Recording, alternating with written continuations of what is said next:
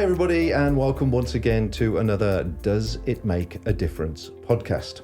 And this time we're talking about cybersecurity. I'm fortunate to have with me Alice Violet from Alice Violet Creative, who is also the owner and producer of Cyber Made Human podcast, which delves into her wealth of experience in relation to cybersecurity. So Alice, thank you very much for joining me. Thank you so much for inviting me. I'm pleased to be here. Excellent. Well, let's get stuck into this subject. First question usually is, does it make a difference, cybersecurity? Now, I would assume that would be the case for large companies, but for small entrepreneurs and solopreneurs, does cybersecurity really make a difference? Yes, I think it's something that should be intrinsic to absolutely everything. So cybersecurity, I like to draw parallels on with sustainability. It's a topic that people think kind of applies to someone else and it's for someone else to think about, but actually it needs to be intrinsic to everything. And I think both of those topics are important to both small and large businesses. I can imagine there'd be a lot of people that would be probably overwhelmed by the idea of having to deal with cybersecurity and also where to start, because it sounds by its very nature quite a big subject. And if you're an electrician or a plasterer or a sort of a one-man, two-man band, the idea of, do I really need it? Is it relevant to my sort of size business? Is that the case? It is a humongous topic, and I think cybersecurity covers such a broad, massive scope of topics, and it's about thinking about which bits of it are relevant to you. And I would say as a small business owner or an entrepreneur, it's thinking about things like data privacy of your customers, but also data privacy about yourself. If you are a plasterer, for example, and you have a van full of expensive kit, or a podcast producer, you don't want to be posting online when you're going on holiday, for example, so that someone can run in and steal all that lovely stuff. So it's about putting it into context of your business and thinking about how you need to stay safe and what the considerations are there, and just educating yourself on those bits, I think. You don't need to necessarily know about ransomware and big data breaches and all the kind of things that a specialist needs to know about. You just need to know about how to keep your business and your data safe. Right. Okay. So let's break it into three chunks then, because it sounded quite clear from the way you described it there. So you're first of all you're looking apart from your security, what information you're giving away that can affect your business negatively. Yep. Then you're looking at the actual data laws and things that we are all subject to these days. And then the final part is, I suppose, you're looking at then external breaches, people getting into your network system functionality or whatever, and stealing your identity or whatever it may be of your clients.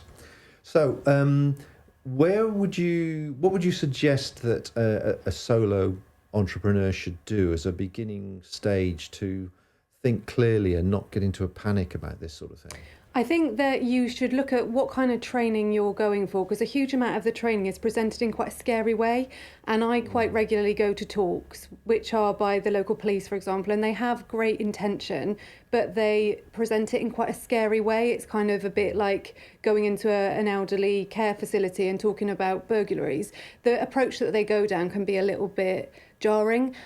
I would try and go for a training body or look for a resource which isn't going down that route and is a lot more personable and context-based, and looking at things like passwords, two-factor authentication, which simply means when you're logging into your email account, which has all your private data and quotes that you've sent, etc. on it, you are having a second notification on your phone to say, is this really you? You press approve and get into your accounts. Little things like that are really, really important. And the scarier things, you kind of want to be aware of them, but that shouldn't be your approach. Your approach should be, I want to keep my data safe and private. I want to educate myself in data privacy, not necessarily what's the worst thing that could possibly happen to me and how do I protect myself from that. Yeah, I mean, I think I totally agree with you. I'm on various WhatsApp groups as well, and the message continually is security and don't give your data to anybody and don't answer the phone and don't do this, that. And we have sort of elderly relatives, like everybody does, I'm sure, and they are paranoid, to be honest, from the sort of negativity that's on national TV as much as local information.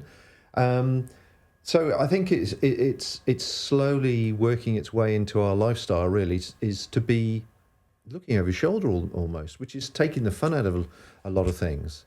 You mentioned that there are courses that people can attend. Are we talking sort of Chamber of Commerce type courses that people can do for for information on this I sort of mean, thing? I'm sure the Chamber of Commerce does provide those, and also the Growth Hub. I'm from Cheltenham, Gloucestershire, and the Growth Hub provides that, which will be through local cybersecurity bodies that are giving away free training for small businesses, for example. Also, things like Google courses, LinkedIn Learning, they will have the kind of basics you need to know as a business in order to be safe online. And also just educate yourself. The reason I started the Cyber Made Human podcast was to talk about topics that can be very scary, like the quantum apocalypse or encryption, and actually humanize them and make them less terrifying. That's not really a resource that you would go to learn specifics on how to stay safe online, but it is a good place to start if you are finding the topics overwhelming. But also remember that beyond cybersecurity, the news is terrifying. You know, I have to sometimes have breaks from looking at the news because it's so depressing and scary, and it makes you not want to go to London or not want to do anything. So it's not just that cybersecurity is presented in a scaremongery way. I think a lot of content is. So just remember the reason they're doing that is quite often for clickbait stories, headlines, to make things go viral. And it's not necessarily the right approach when you're looking for training. I've listened and watched a few of your podcasts, which I must recommend to people. Are very, very informative, covering lots of different topics. And I suppose the other thing that small businesses have to consider is the fact that if people do get into your system, they also have access potentially to your family, and you want to keep your children safe as well. So what advice would you give to somebody that is quite happily using their website to market themselves, that are also using all the social medias, the TikToks and so on, and that are engaging in conversation with as many people as possible because they think they're promoting their business? But from a safety point of view, is there something they need to be aware of while they're doing that? There is, and I mean, I never want to go down the route of scaremongering, but one thing to consider is that you have a digital footprint online. And increasingly, there are companies who say if you're applying for a job, for example, there are companies that can use AI to merge all of that data of your whole digital footprint, of your social media platforms, any Google reviews you've ever left, all the different email accounts you've made and all the different pseudonyms of them, and create a profile on you to send to an employer, for example. And whereas when you're looking for a mortgage, you have to sign that the bank can do all of this background check on you. When it comes to private companies, I don't know what the legislation and the law is around that.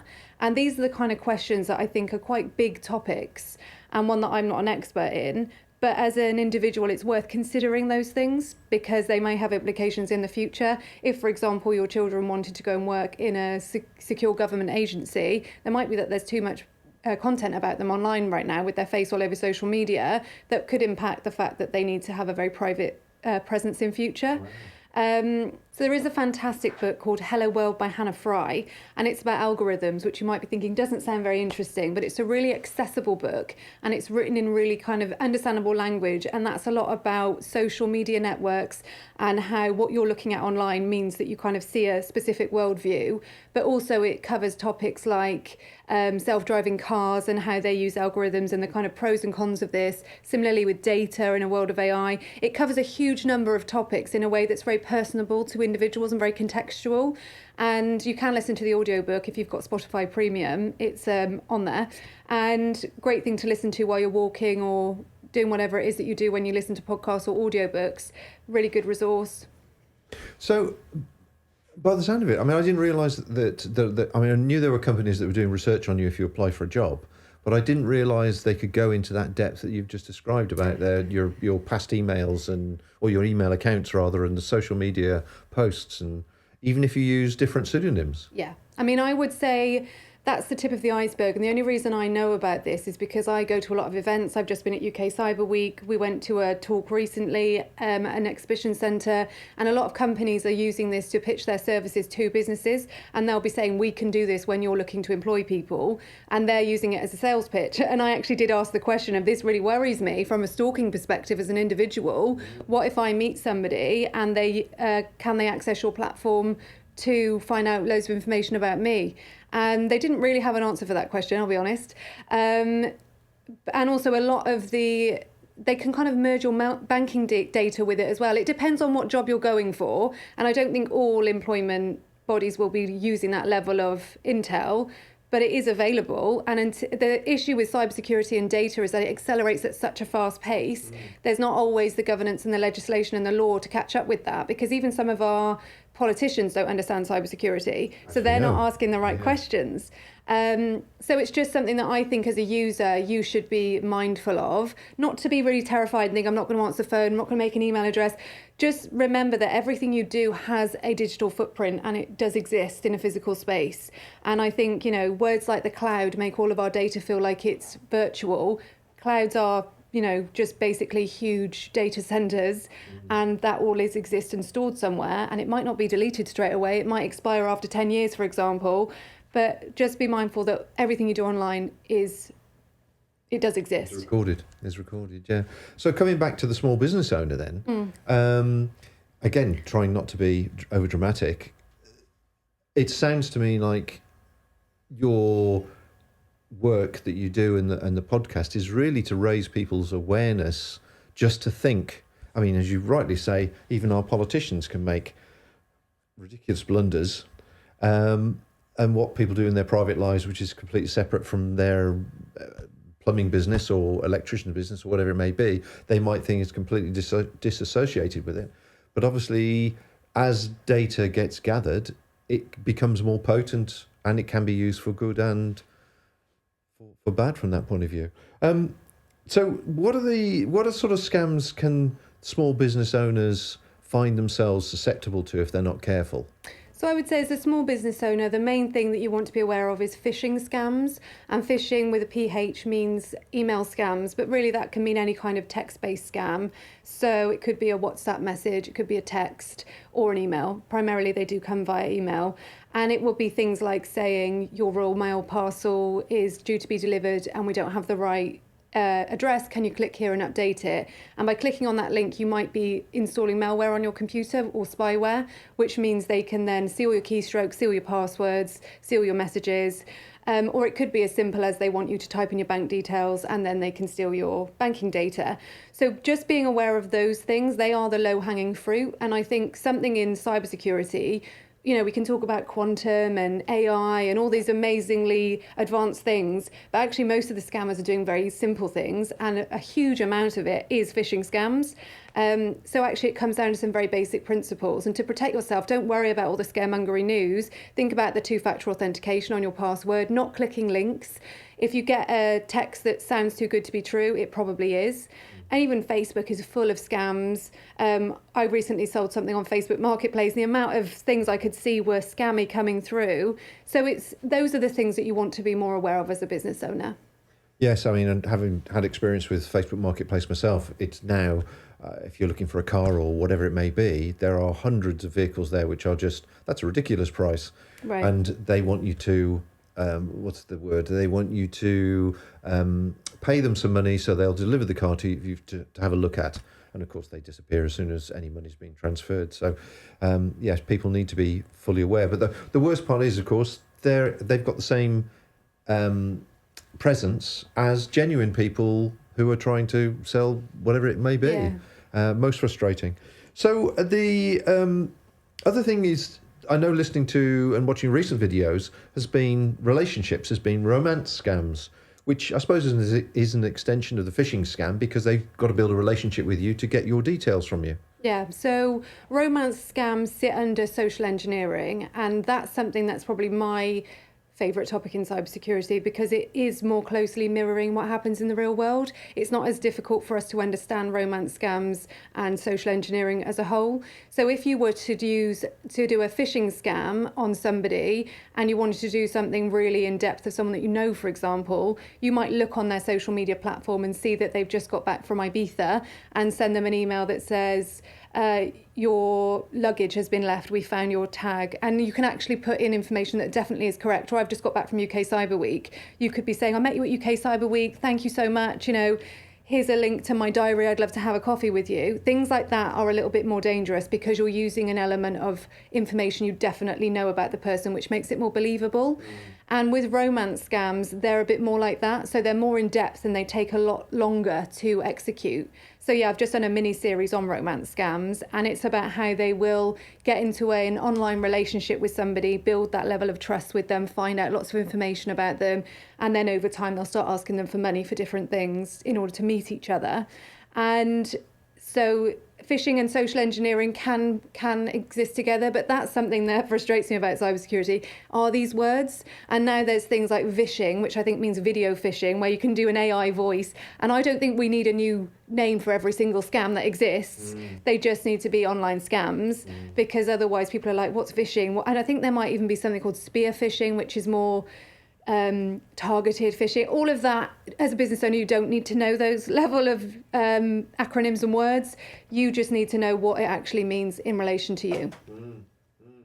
The romance scams, I think, is fascinating to listen to, and certainly the story that you revealed, or the person you were interviewing revealed, was just phenomenal. The elaboration of it was phenomenal, and so there must be, a lot of people that obviously are desperate in need of company and relationships, that they'll persuade themselves that it's truer than it really is. Well, yeah, and I mean, some of the levels that they go to. So we explored, investigative journalist Kerry Tomlinson told us about how she went undercover in that episode and sort of scammed a scammer to find out their tactics. But we also touched on a story where someone pretended to be a Russian businessman and was mirroring exactly what he was doing and his movements around the US, going to conferences. And he made a fake bank account using an app to make it look like he'd been at all these conference centres. So everything looked really legit. He was updating his location on different apps he was on to say he was at different exhibition centres. So the person messaging him thought he was the real person, and he wasn't. And that person has been used in thousands of scams. And so it does show the level of detail they put into those scams. They are quite believable. So even if you're not a very lonely person looking for companionship, it's hard to tell if it's real or not when they're going to those levels. Wow, that's phenomenal. So, I mean, how did you get into cybersecurity? Your interest? You're obviously, entrenched in it, Yes. very much so. So, what drew you into it? So I now love cybersecurity, but 5 years ago, I didn't even know what the word cybersecurity meant. And I think my background's actually in luxury travel. So I'd worked slightly different. So I'd worked in luxury travel for the first 5 years of my career for two of the biggest luxury travel companies. And I couldn't go to a third, basically, because I'd been to two competitors. So I got a job at Sophos, which is a cybersecurity giant. And we were a news network for Sophos, which was called Naked Security. And we did daily news articles, videos, we had a podcast, did lots of events. And it was all about demystifying cybersecurity. And there's a great guy called Paul Ducklin, who I've since had on my podcast, who I learned a huge amount from. He's very, very intelligent, has worked in the industry for about 30 years. But he hates jargon, he hates overly complex language. So even though he's very, very technical, he doesn't use that language. And I just loved his approach. And we basically took the podcast just by putting in proper mics and my expertise as a content producer, merged with their expertise in cybersecurity, made the Naked Security podcast very popular. We used to get 60,000 listens a month. It was a great show. And since then, I've just always loved cybersecurity, and I could see the huge potential in this space, because once you do say it in normal language, you're suddenly like, wow, this is a fascinating topic. I want to hear about it. Whereas when you're using these kind of, how can I describe them? Abstract words that aren't contextualized in your life, it feels like, oh, I don't understand cybersecurity. It's not relevant to me. Well, very much so. I mean, you seem to have, up until we're having this conversation, obviously, and done a little bit of background on you, you have this sort of industry that talk amongst themselves and use their own acronyms, and then you have the public, and the public go, oh my, everything that comes out of there is too scary. Totally. Too scary. Either too indeed. scary or too complicated or too boring. Yes, yeah, like a lot of technical industries can be. So what about hacking? That's got to be the final thing I've got to ask you. What about hacking? Where does that sort of sit in your range of what people should think about? So hacking would be if, for example, somebody had sent you a phishing email, you clicked on the link, you've put in your password into a fake app that's pretending to be whatever app it was, Deliveroo. They've then got your details. They can log into your account, which means they're hacking it. They've got access to your account and they can see your banking details. They can see your address, all of that sort of thing. There's a lot of other ways that you can hack somebody. You could leave a USB on a table in a coffee shop and someone might think, oh, exciting, I wonder what's on there. And it's full of malware, which can then read everything that you're typing on your computer. Okay. It could also be as simple as you're sitting in a coffee shop and you type in your password and there's a camera behind you, or there's somebody on their phone behind you or on CCTV can see what you just typed in. It's all of those sorts of things to be aware of. And one of the easiest ways to protect yourself from hackers is two-factor authentication, known as 2FA or MFA, because cybersecurity likes to complicate everything, which just means multi-factor authentication, which is pressing a separate button on your phone or typing in a code to say, yes, it is me logging in. And that's a great way to protect yourself. The only question I've got about that system is what happens if you don't have your phone with you, it's broken, you've lost it, all the phone's been stolen. And I had a friend who had something similar happen to him, and it took him 2 weeks to get back into his bank account because his phone, they said, well, we'll send you a text message to confirm it's you. I don't have my phone with me, it's broken. Is there another security level that these companies employ that give you another opportunity to get back into your account? Yeah, so that you should have a backup option, which is a code, and I would recommend taking a photo of that, completely out of context, which doesn't say this is a backup for my Gmail account, for example. So if you do forget that, you can still put in that code. And also you can have a backup email address. So if you're unable to access your primary email address, you can then access the other one, send the code there. And it will still send an email to that account to say someone just logged in using your backup email address. So if that wasn't you, you'll be notified. But also I will just mention one more resource, which is called haveibeenpwned.com. You can put in your email address into haveibeenpwned.com and it will tell you anywhere that your password has been involved in a breach. So should I just quickly tell you what a data breach is? It means if, for example, you were a user of Deliveroo or Amazon Prime or anything like that, and the hackers have got into the main system and stolen the data, all of those passwords are now public and sold on the dark web, which means people can get into your accounts without having to manually hack you privately. So whenever something comes up that says you need to patch your account, that means patching those security holes, and they happen all the time. But you can go on to haveibeenpwned.com, put in your email address, and it will say Netflix, Deliveroo, random account you made 10 years ago, where your password has been breached. So if you're using the same password for any of those accounts, you need to change them or make sure you've got 2FA turned on. Wow. Yeah. So we really have just scratched just the tiniest part of this particular subject, and it's fascinating. I'm really pleased that you came in to see me. So thank you very much for that. It's an ongoing experience to obviously learn more and more about this. Totally. But it's also interesting human nature and how we all relate to our personal security and honestly the security of our children as well, and the youngsters that are growing up into this world and don't or haven't even given security a thought. So I always have one more question. Of all the things I could have asked you about cybersecurity and obviously your experience and what we've actually been talking about today, what should I have asked you? Ooh, good question. I would say maybe not what you should have asked me, but what I may have expected is how does AI fit in with this and should businesses be scared of it? Because along the conversation we've been having about scaremongery headlines and stuff, that's certainly one that I'm seeing everywhere about how AI is going to take over everybody's jobs and blah, blah, blah. And I would say it's not something to fear. That AI is an amazing tool and there's so many benefits from having it. There are always going to be pros and cons of everything, and educating yourself on it is the best way to not be scared of it. So when you're reading headlines about different things, you've got the context. So AI is just the current buzzword right now. Who knows what it's going to be in 6 months, 1 year? Digital infrastructure and cybersecurity advance constantly. So educate yourself so that when the big scary news stories come out, you know what that actually means and you're not terrified of it. Brilliant. Thank you very much indeed. Thank you. Well, there you go, folks. Just scratching the surface of the cyber security subject, but certainly one that we all need to be obviously paying more attention to. Now, if you want to know more about Alice, then do follow up on her website, alicevioletcreative.com. And there you'll find her podcasts and videos and lots more information about cybersecurity and maybe some direction of where to look if you're particularly concerned about certain aspects. But she does speak to an awful lot of very interesting people, and there's all sorts of subjects in there which are relevant to us all. So until next time, folks, thanks very much indeed for watching and take care. Bye for now.